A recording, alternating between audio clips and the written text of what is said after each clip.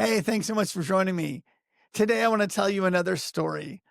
This story is about a guy named Naaman, and he was commander of the Syrian army. Well, at the time, Syria and Israel are definitely at odds. They're fighting all the time in lots of wars. Well, Naaman was a very successful commander. So the king had a lot of admiration and a lot of respect for Naaman because obviously he was winning him a lot of wars, a lot of battles. And in fact, one of these battles, um, they take some people captive and they take this servant girl captive. And this servant girl is assigned to Naaman and his wife. Naaman had all this success, all this fame, all this notoriety. He had a problem though. He had leprosy, which is this terrible skin disease. And one day the servant girl says to Naaman, "Hey, if you go see the prophet Elisha, basically he can heal you." Because she knew that Elijah, had a connection to God and the power of God could basically heal Naaman. Well, Naaman gets excited because this is definitely a situation that has plagued him all of his life. So he goes to his king and he says, "Hey, king," and tells him the story. Well, the king wants to make sure Naaman's happy and Naaman's taken care of.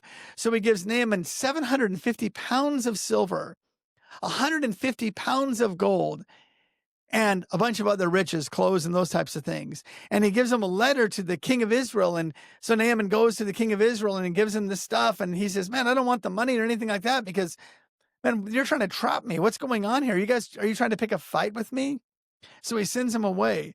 Well, Elisha hears about this and says, "Hey, tell Naaman I can help him." That way he would know that there's a one true God. That way he would know there's a prophet of God in the land or whatever.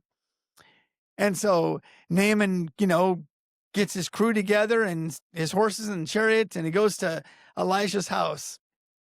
Well, Elisha sends a messenger out to meet Naaman. And he says, "Hey, Naaman, if you go and dip in the river of Jordan 7 times, you're going to come up and your skin will be completely healed."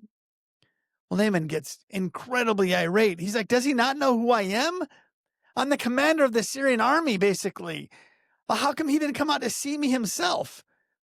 What's going on? Why would he send his servants out? And then why would he tell me to go dip in the Jordan? I mean, there's so many other rivers I could dip in, probably rivers back home or whatever, that why would he do that?" He gets angry and he leaves. Well, on his way out, the officers of his basically say, "Hey, if the prophet would have told you to do something difficult, you would have done it. He's telling you to do something simple and you won't do it." So Naaman thinks about it a little bit. And he's like, "Okay, basically, what have I got to lose?" And goes to the Jordan and he dips in the water. And the seventh time he comes up and his skin is completely healed. This story is in 2 Kings chapter 5. It's an incredible story that we can learn a lot from. But two things I wanted to point out. One, think about this servant girl. The least likely of anybody in the story to have such an important role in the story. She's the one bravely that goes to Naaman and tells Naaman, her master, basically what to do or what she thinks he should do. And then I want to look at Naaman. And Naaman thinks he's obviously he's a very important person, obviously very well known and has respect of a lot of people. And he looks at what Elijah asks him to do and he's like, "What's going on? Do you not know who I am?" Obviously a person full of pride. And I can't help think, does pride often keep us from what we should accomplish?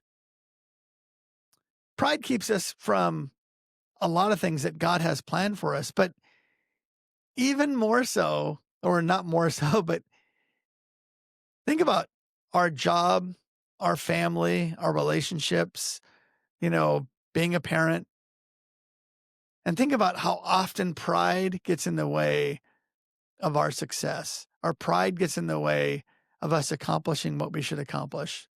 We don't ask questions because we don't want other people to think that we don't have the answers. So today I'm just going to say, hey, man, if there's something in your life. I know I've got lots of areas in my life where pride has come in and got in the way. Man, talk to God. Help him. Ask him to help you remove that pride, get rid of that pride. Ask, what areas in your life do you have pride? This is an incredible story. Like I said, this story goes on. The whole chapter is fascinating. I would encourage you to read 2 Kings in the Old Testament, chapter 5, and learn about this story, because there's a lot more plot twist in it. Hey, thanks again for joining me. And if you like this, you like hearing stories, character stuff, gosh, subscribe to the channel and like it, comment on it. If you got ideas of other stories you'd like to hear, let me know. I will see you next Wednesday, 9 o'clock. Thanks a lot. Bye-bye.